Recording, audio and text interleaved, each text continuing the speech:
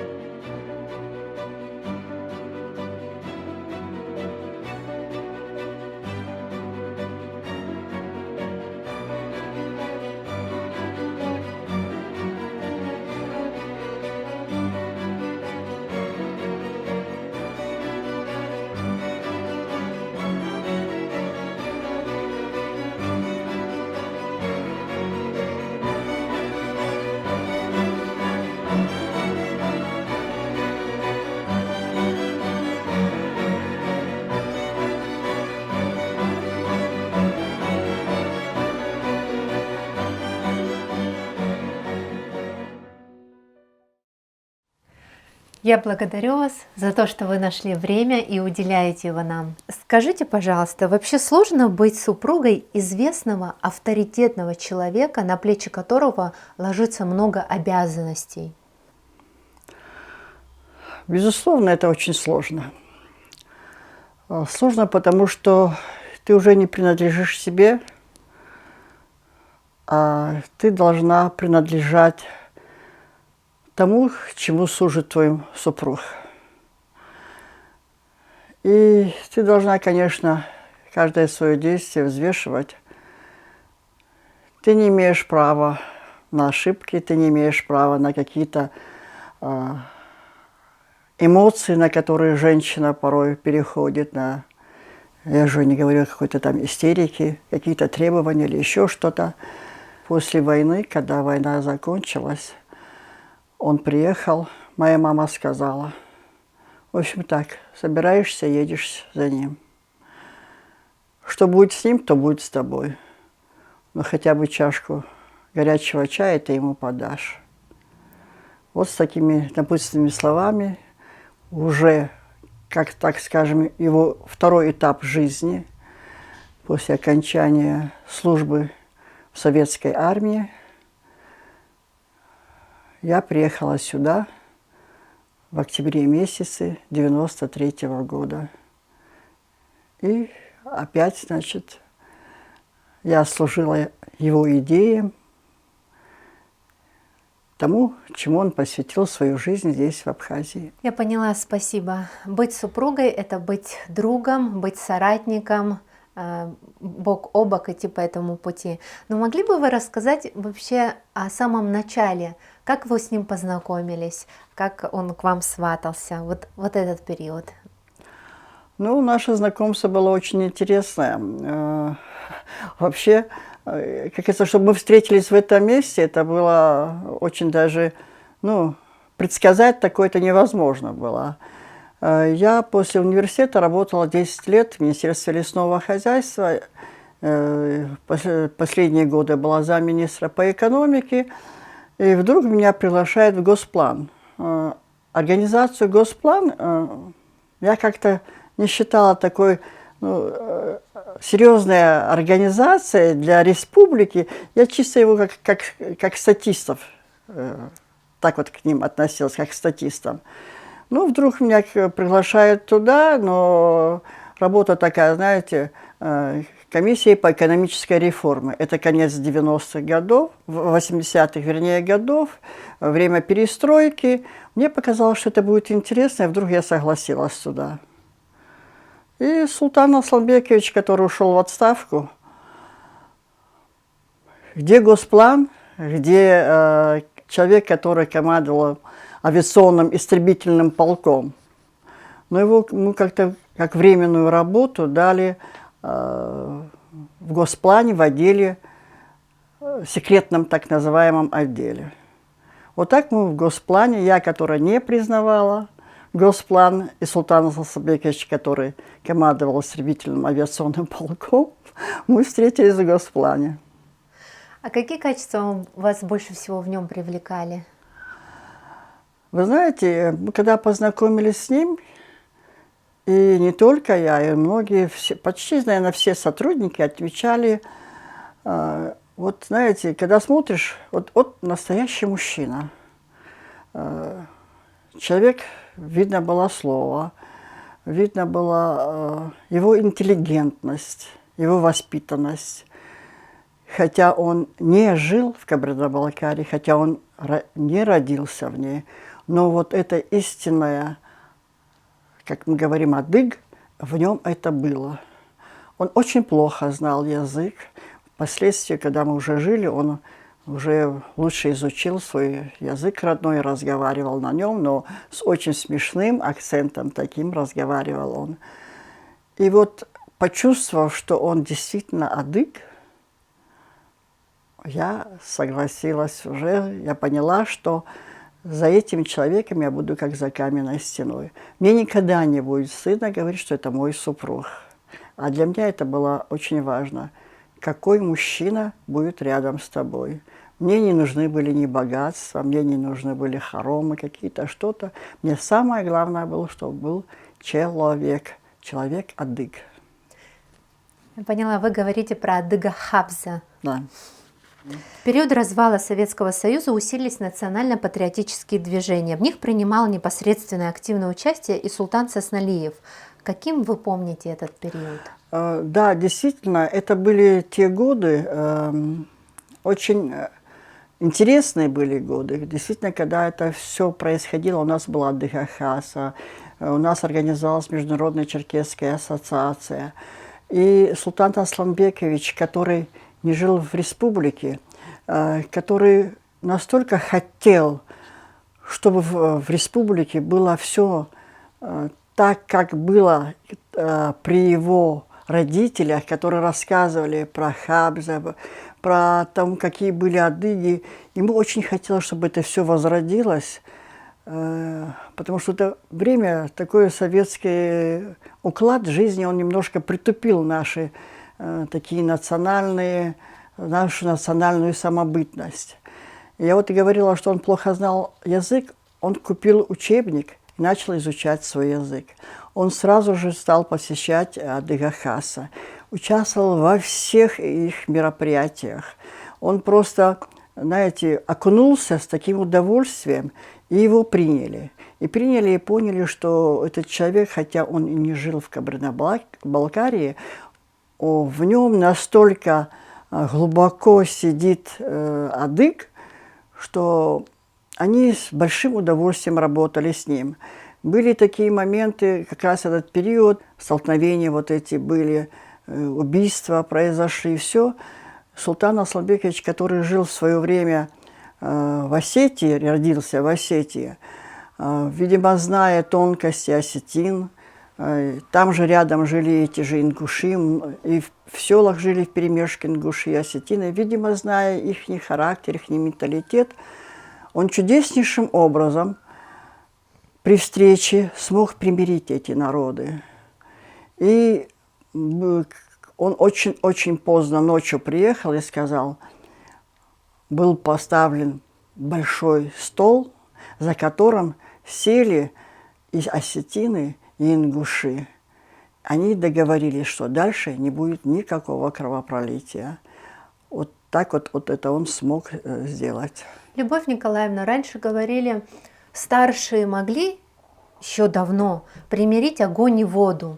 То есть, получается, у нас у кавказцев, вот у столь нравственных людей, я имею в виду, есть вот этот дар, когда самое сложное, казалось бы, там, уже на грани братоубийственного сражения можно остановить. Да. Это помогает Апсура, Адыгахаб, Занохчала, вот эти вещи, да? Да, да. Ну вот понимаете, он много не говорил. Он мог сидеть полчаса одних, других, слушать, так все это. Он просто говорил одно предложение, и все переглядывались и понимали, что именно суть, вот то, что он сказал, решает все эти суть этого предложения, решает те распри, которые между ними были. И во многих моментах это вот он как-то мог уловить и просто одним предложением, как говорят в современности, разрулить этот вопрос. Это золото. Эти слова золото были. Как вы узнали о начале войны в Абхазии и как Султан Асламбекович отреагировал на это известие? Знаете, так получилось, что мы никогда не были в Абхазии. Ни я, ни Султан. Никогда. Ни одного абхаза не знали. Но я же говорила, он очень участвовал глубоко в этих общественных организациях, национальных общественных организациях. И кто-то из Абхазии, я сейчас не могу сказать, кто именно, обратился, что нет ли каких-либо военных, чтобы приехали, как-то проконсультировали. Ну, как-то руководство страны волновало то, что начинает происходить на границе на Ингурии. И в 1992 году, это был либо апрель, либо март месяц, я не помню именно который месяц, он приехал с делегацией сюда и направился сразу на Ингурию. Когда он находился на Ингурии, он видел там за рекой, что уже подтягивается техника, уже готовы окопы, разрыты канавы. И он, когда вернулся, он тогда сказал, будет война. Ну, я рассмеялась, я говорю, слушай, да что ты это придумываешь? Я говорю, Советский Союз, внутри Советского Союза будет война, это тебе просто как военному так кажется. Он говорит, к сожалению, там уже не обойдется без войны. И вот есть хроника, здесь есть кадры, он говорит, что вот это вот весной, когда он приезжал, что очень тревожное состояние, положение, но если что-то произойдет, он говорит, я думаю, что весь адыгский, черкесский народ придет на помощь, потому что мы единый народ. Он говорит, я не думаю, но так оно и будет. Но если он так это сказал, а он человек слова, когда это случилось, это была пятница, 14 августа, это была пятница, последний рабочий день. Он вернулся с работы, он такой был в светлом костюме, он переоделся, я смотрю, он выходит, как-то странно одетый, в каком-то старом костюме, портфель держит. Я говорю, кто собрался в таком виде? Он говорит, ты ничего не слышала? Я говорю, ну что-то, я говорю, слышала, говорю, что-то начало происходить в Абхазии, но я говорю, я не поняла, потому что очень информация была скудная очень. Ну, я, говорит, пойду, там что-то какой-то штаб организовали, пойду посмотрю, что там происходит. А на самом деле уже был там, и он просто пришел переодеться. Я еще посмеялась так, я говорю, слушай, мужчины, когда вечером выходят, красиво одеваются, ты говоришь, что оделся, это, что за одежда у тебя? Ну, то так вот он ушел, ничего не сказав. 14-го они ночью выехали, И 15-го уже были здесь. Вы потом, какие мысли вас посещали тогда? Как вы это преодолевали? Ну, я, честно сказать, я 3 дня ждала. Думаю, сейчас он вернется, сейчас вернется. На каждый шорох, стук в дверях выглядывала. Но 3-й день приехали мои родственники и сказали, что мы по радио слышали. А мы жили, у нас была квартира в новом районе, и еще, знаете, ни радио не было, нет, а телевидение практически ничего не передавало. Они говорят, мы по радио слышали, что какой-то штаб организован, и султан как бы начальник штаба. Ну, потом он прислал молодого человека одного. Как раз мои родственники сидели у нас на квартире, и постучался, он говорит, меня прислал султан Асланбекович сказать, что он поехал на совещание в Краснодар по вопросу, говорит, Абхазии. Ну, я закрыла дверь, вышла, на площадке спрашиваю, а кто-нибудь поехал в Абхазию? Он говорит, да, поехали. Ну, тогда говорю, все ясно. Где он находится, в Краснодаре или в Абхазии. И тут я уже поняла все. Он в Абхазии находится. Ну и, конечно, безызвестность очень была долгая. Связи с Абхазией у меня не было, у него тем более не было времени связываться и все прочее. Я даже сейчас и не вспомню, через какое время он связался со мной по телефону. Но я уже знала, что штаб там был, я ходила в штаб, узнавала информацию, что происходит в Абхазии. Вот таким образом он уехал, никому, ни матери. Мать, которую он безумно любил, свою мать, своего брата. Человек, который был оторван от матери столько лет. И он еле ушел в отставку, он был абсолютно здоровым человеком, ему не давали отставки. Но он, как говорил, я налетался, говорит, я хотел уже пожить с мамой, с братом, вот здесь, на родине, в Кабарде. И пришлось мне ящик коньяка распить с начальником госпиталя, чтобы он мне придумал какую-нибудь болячку, чтобы меня списали. А так, наоборот, он был на пике в своей служебной деятельности, как летчик, как начальник. Он был начальником авиационного центра уже когда перед уходом в отставку. Его, наоборот, приглашали в штаб Министерства обороны в Москву. Он говорит, мне шаркать, честь отдавать по паркету летчику, это мне совсем не интересно было. Я хотел уйти в отставку, и вот еле-еле он ушел в отставку. И человек, который хотел настолько жить, он буквально, сколько это, в 90-м году он уже ушел в отставку. И, в общем, 1,5 года он где-то прожил в Кабарде, и вот война началась, и все он бросил, даже маме, ни брату, ни мне ничего не сказал.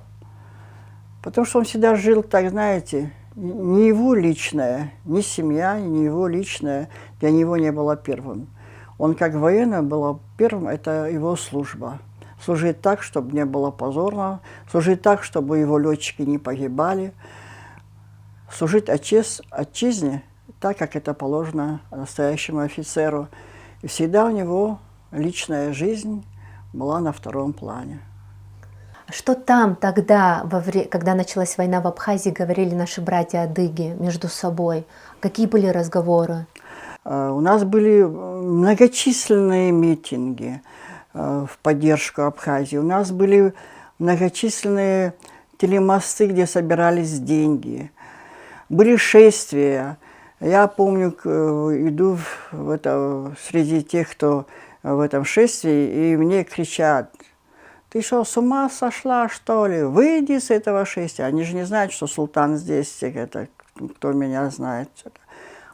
Было и так, очень много было людей, которые не поддерживали тех, кто ушел сюда на войну.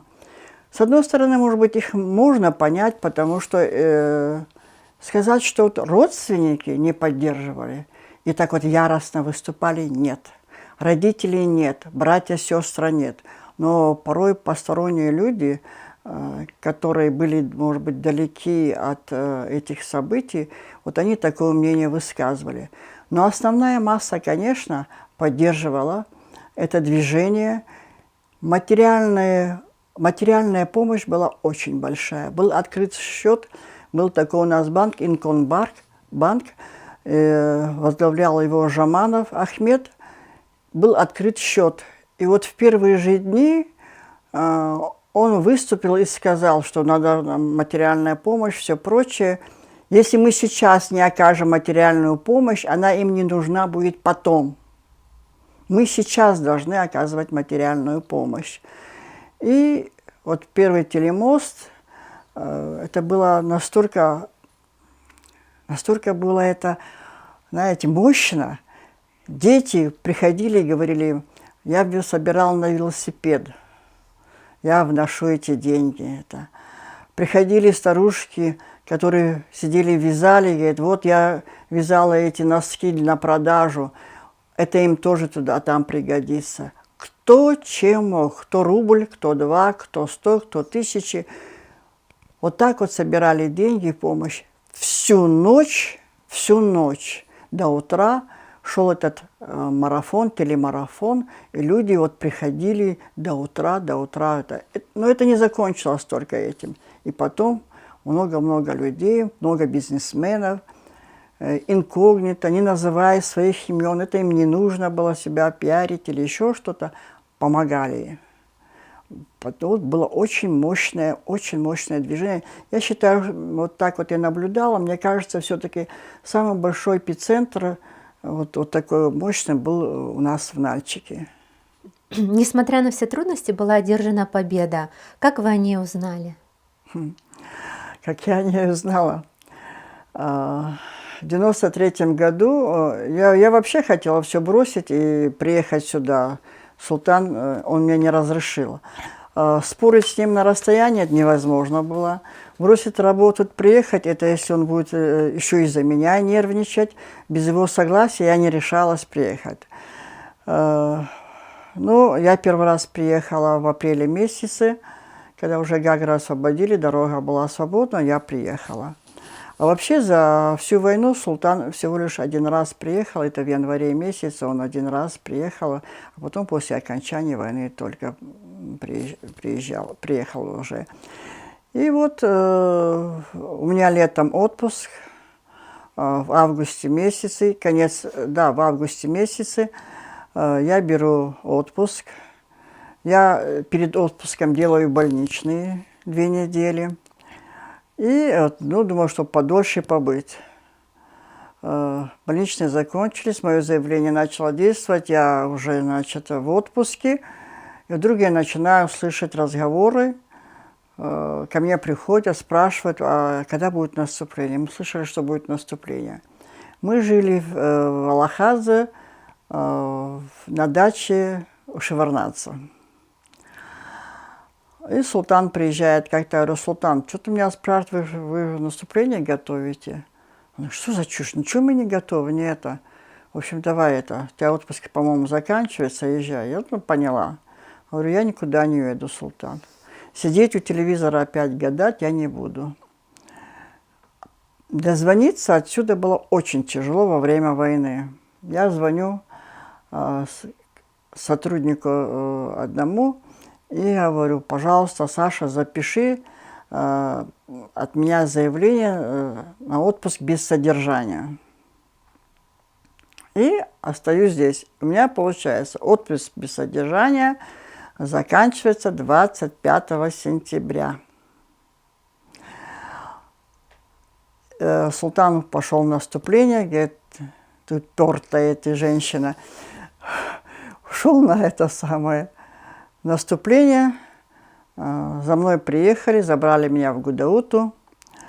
Я находилась в Гудауте. И, когда ты не знаешь Абхазию, вот взяли, вошли в город, вот район вокзала, вот такой-то район, вот такой-то. Я все спрашиваю, это где, это что, это? И он оттуда, зная, что я должна уехать, 25-го я должна, 26-го на работу должна выйти. Он оттуда связывается в штаб и говорит, ей надо уехать, организуйте ей машину до границы. Что мне делать? Идет наступление полным ходом, он мне дал команду. А слушаться он будет нервничать. Да провались, думаю, эта работа, пусть увольняют уже все это. Мне говорят, нет, он сказал, что мы должны обязательно вас достать. Я про себя думаю, я говорю, что, захлебывается наступление, говорит, нет, все идет хорошо, нет. Ну, я, чтобы его опять не нервировать, чтобы еще и обо мне не думал, там все это, я собралась, граница была закрыта, как вы знаете, пешком перешла, уехала. Как говорится, за 2 дня до взятия Сухума я уезжаю.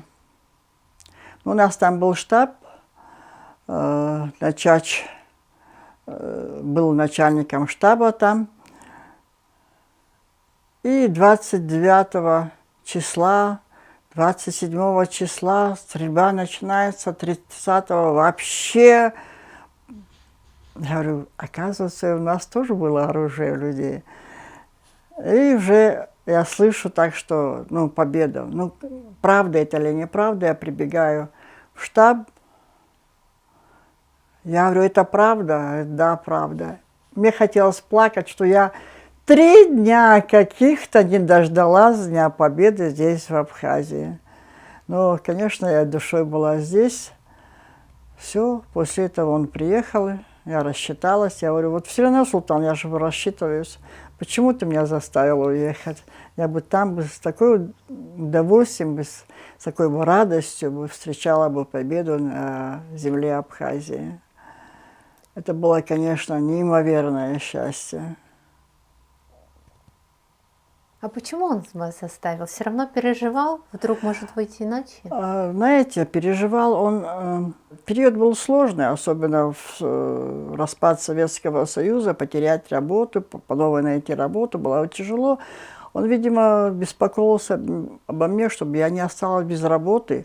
Если что-то с ним случится, то я хотя бы буду работать и зарабатывать себе на кусок хлеба. И, видимо, из этих позиций он все время говорил, чтобы я уехала. Понятно, спасибо. В нелегкое послевоенное время Султан Асламбекович возглавлял военное ведомство Абхазии.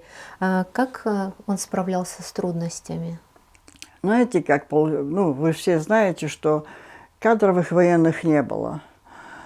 Когда уже создали, как говорится, сперва ополчение, потихоньку люди учились, и армия, не сперва армия и война, а наоборот. Сперва война, и в процессе войны потихоньку создавалась армия. И в Министерстве обороны работали многие те, которые были абсолютно далеки от военного дела.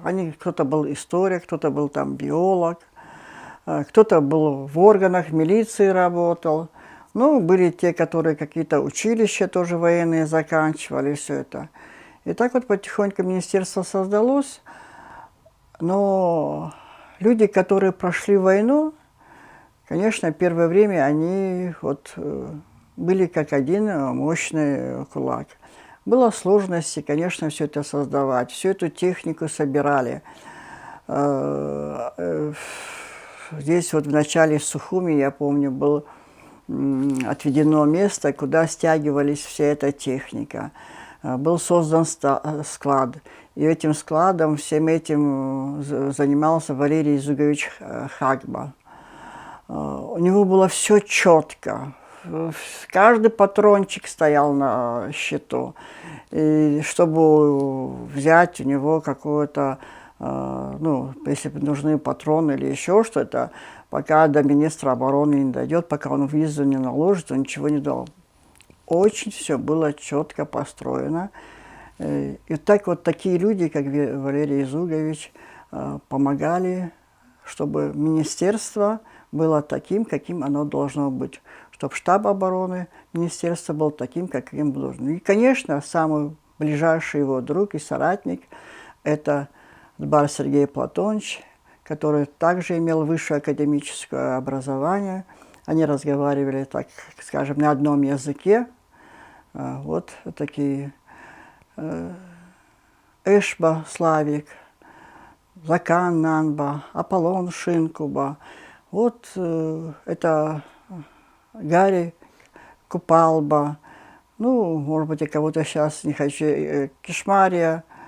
Вот много было тех, которые прошли войну, и они вот так вот, Аслан Кабахия, ну вот они, это был костяк Министерства обороны. Были и другие, я просто сейчас, может быть, так быстро их имена, фамилии не вспомню, пусть на меня обижаются. Но это были настоящие соратники, которые были рядом с султаном в начале войны. Может быть, после войны какое-то время прошло, у некоторых, может быть, что-то по-другому немножко стали относиться. Тут уже какие-то уже начались политические пристрастия к одним другим президентам. Это уже было уже другое время. Ну, так вот было. В этом году отмечают 80-летие Владислава Арзымба. Султан Асланбекович рассказывал вам что-либо о нем? Знаете, я вот вчера тоже это рассказывала. Когда в апреле месяце я приехала на день рождения к султану.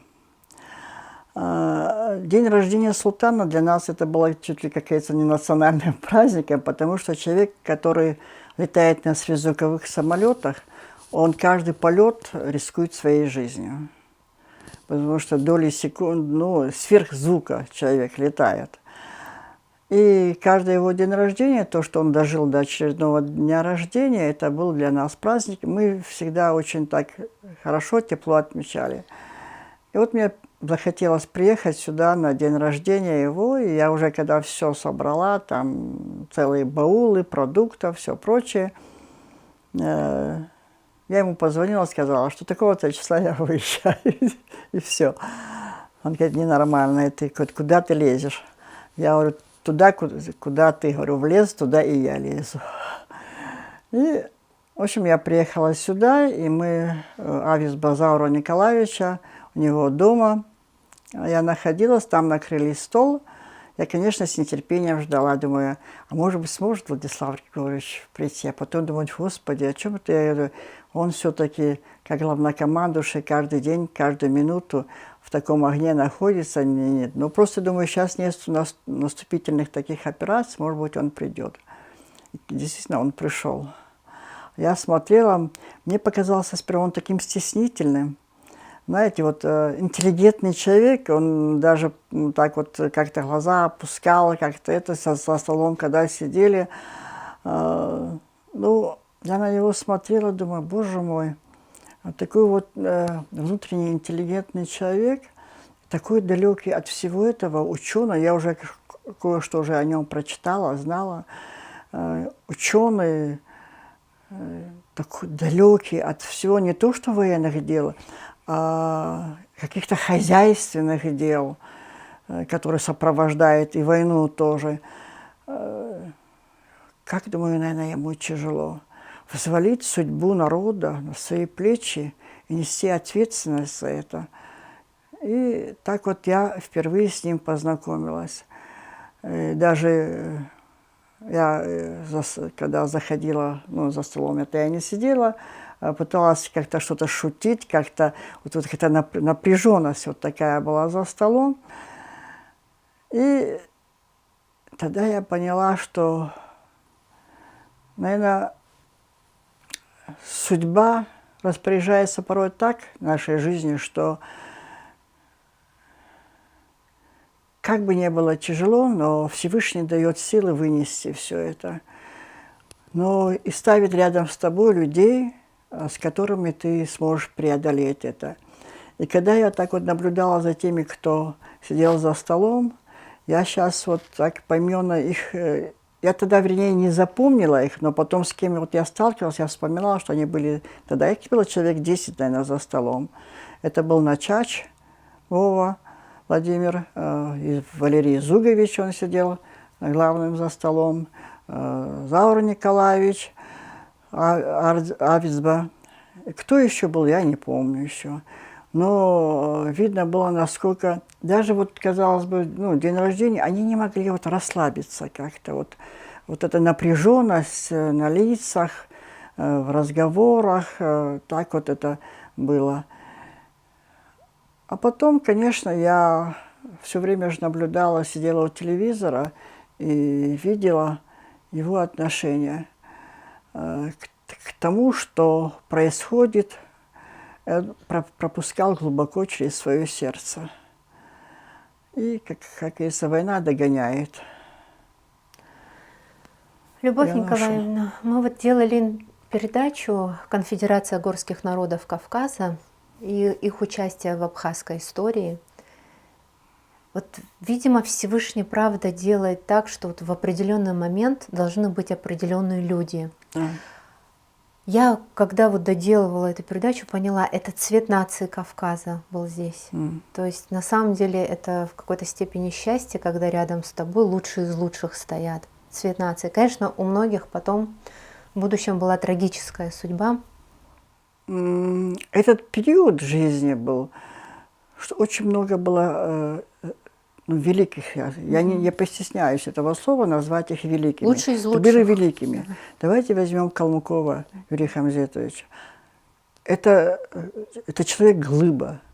Человек, который протест, то, что ввели войска в Чечню, он оставил пост министра юстиции. Вот я сейчас вспоминал, где какие-то маленькие клерки оглядывались на свое кресло, чтобы, значит, в унисон, говорится, государственным деятелям российским что-то не сказать, боялись потерять свое кресло. А он оставил такой высокий пост в знак протеста. Это Шанибов Юра. Это Аслан Джеримов, который президент Адыгеи, который поддержал. Кондратенко, казалось бы, русский человек, но как он поддержал все это. Вот плеяда таких великих людей была в то время.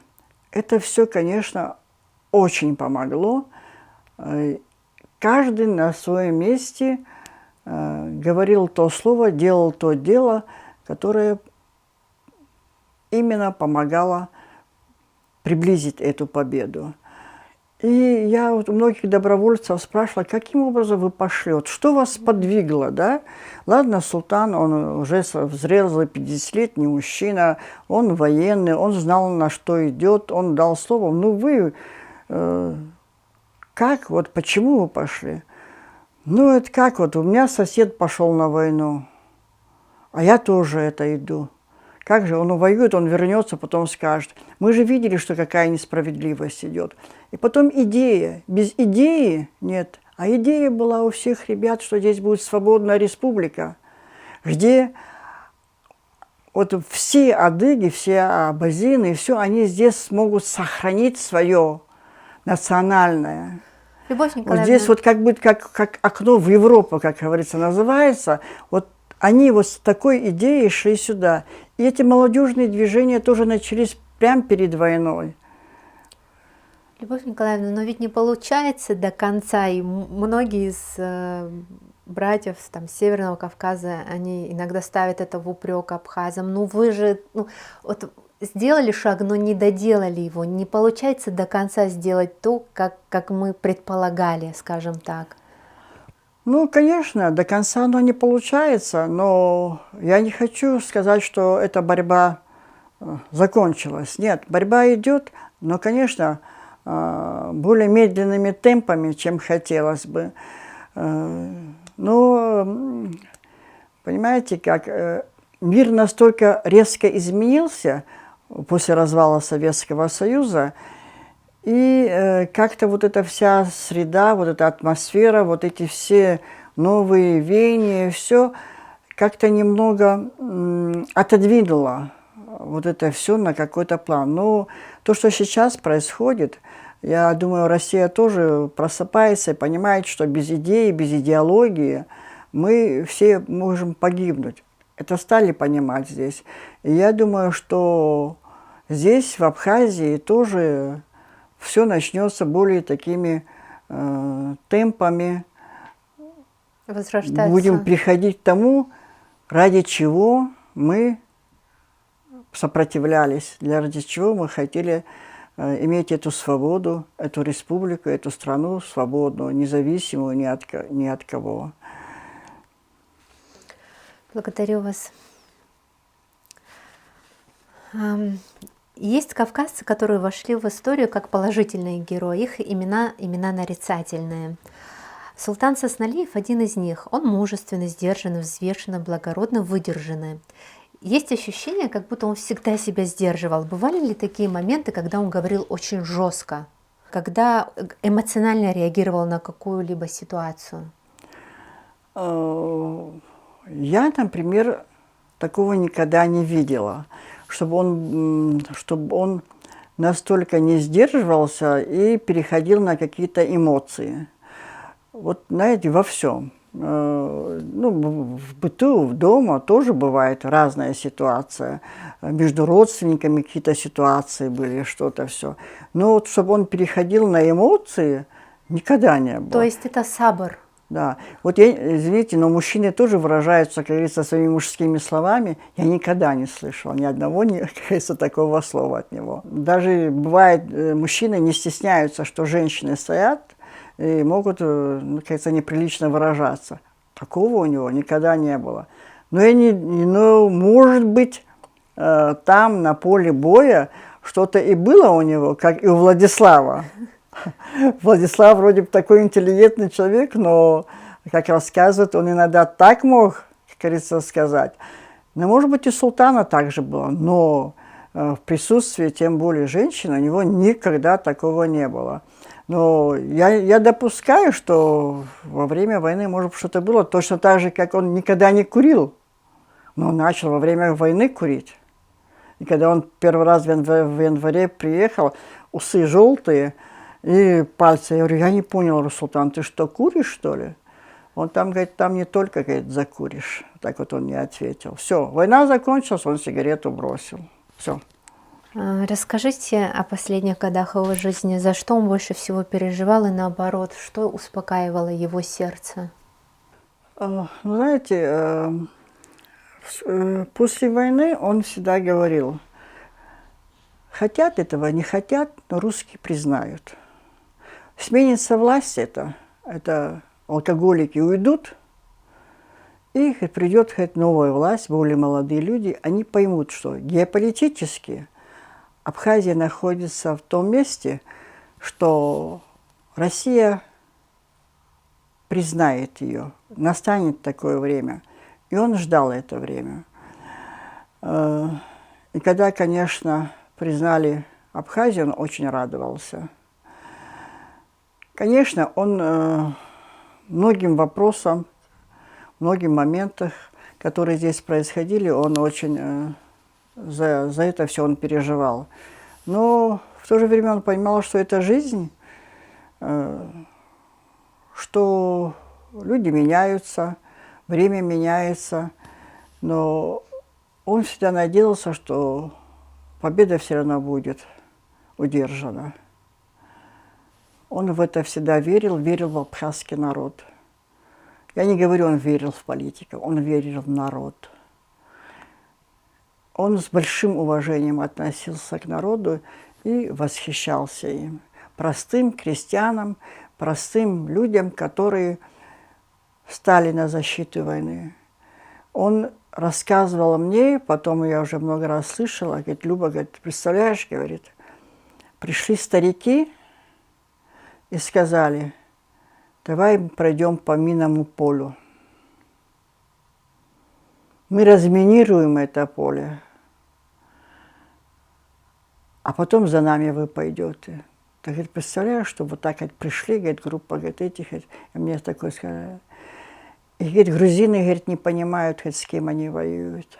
Они не понимают, что, говорит, это, говорит, земля, где, говорит, похоронены их предки, они не могут не победить. Как, говорит, они, говорит, ошиблись, когда, говорит, шли, говорит, войной. Вот, говорит, народ этот, говорит, оружием, говорит, не победить. Конечно, много разочаровывало его, многие такие моменты, но он понимал, что все равно Страна движется вперед потихоньку, с ошибками, но движется вперед. И он надеялся и уходил, по крайней мере, с надеждой, что свобода в Абхазии будет оставаться за абхазами, а не за кем-то другим. Любовь Николаевна, давайте завершим. Мне хотелось бы, чтобы вы постарались донести до молодежи, насколько важно взаимоуважение, взаимопонимание, взаимоподдержка народов Кавказа. Как упредить споры, отодвинуть свое эго, работать на единство наших народов. Ведь только в единстве мы на самом деле, только в единстве мы можем самосохраниться и сохранить Кавказ. Да, вы абсолютно правы. Если мы будем едины, то мы будем сильны. Но молодежь надо воспитывать.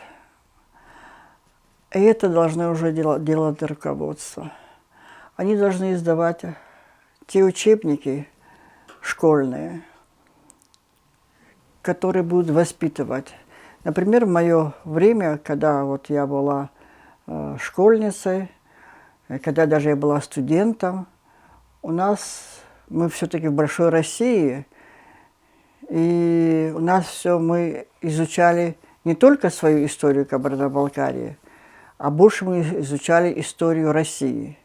Но у нас был, значит, как бы история Кабардино-Балкарии. Конечно, были часы очень маленькие, но вас же никто не ограничивает в этом. У нас было ограничение, у нас и есть ограничение, но у вас нет ограничения, поэтому начинать надо с учебников. От того, что конечно, надо эти возложения, детей привозить, все прочее. Маленькими они уже начинают что-то понимать, но основная учеба должна быть уже, конечно, в школе, в вузах. Но самое первое – это в семьях должно быть. В семьях я всегда вот тем, кто участвовал в войне, я всегда говорю, рассказывайте своим детям, внукам, не стесняйтесь того, что вы прошли. Это вы не значит, что вы себя там, хвалите, что вот я там вот воевал или еще что-то. Рассказывайте о войне, рассказывайте о своих друзьях, которые были рядом с вами. Есть такие семьи, которые очень трепетно относятся к воспитанию своих детей. Вот вскоре после войны, когда мы тоже создали Союз абхазских добровольцев, все прочее, было время, вот это было особенно при Сергее Васильевиче Багапш, когда мы начинали привозить детей, аталычество мы возобновили. Приезжали абхазские дети в Нальчик, с Кабардино-Балкарии приезжали сюда и жили в семьях. Они со слезами моих детей отрывали друг от друга, чтобы посадить в автобус, чтобы посадить в поезд. Настолько они такая вот дружба у них за какие-то там неделю или 10 дней они находились. Да. Приезжали детские ансамбли сюда, которые мы в автобус их сажали, они с другой двери выскакивали, вот так вот обнимались, мы их еле разнимали. Было много работы вот такой. Оно все исчезло. Нету этого всего уже, к сожалению. Надо это все возобновлять. Если бы тогда, когда война началась, не был поднят голос всего Кавказа, особенно мощно звучал голос Кавказа, что мы вместе, мы едины, может быть, и Москва по-другому бы себя вела, но она немножечко себя тормозила тоже. И вот я не хочу, что говорится, чтобы мы объединялись ради того, чтобы не было войны, а ради того, чтобы мы сохранили свою национальное, свою самобытность, свое гордое то, что я абхаз, я адыг. Наш Хабза, если мы будем жить по Хабза, то мы многого достигнем. Достигнем на уровне личной, на уровне государства, но этому всему должно помогать государство. Они должны строить политику так, может быть, какие-то отделы должны быть. Не может быть, а должно быть. Было же в советские времена отделы, как говорится, которые занимались идеологией. Так и должно быть сейчас здесь тоже. Никто не мешает этому, никто. Вы сами себе хозяева. Я вот еду на днях, днем слышу радио на абхазском языке. У вас ничего не лимитировано, как у нас в республике. Лимитированное телевидение, лимитированное радио. Поэтому я вот новый президент избран. Я очень надеюсь, человек нового поколения, он все равно видел эту войну, видел, каким образом эта победа была достигнута. Я надеюсь, что он вот то, что упустилось в последние годы, он как-то поднимет на должный уровень. Это будет во благо нам всем. Я благодарю вас. Спасибо вам большое за ваш пройденный путь и за то, что вы уделили нам время и рассказали о нем. Спасибо. Дарат Зайтабуп.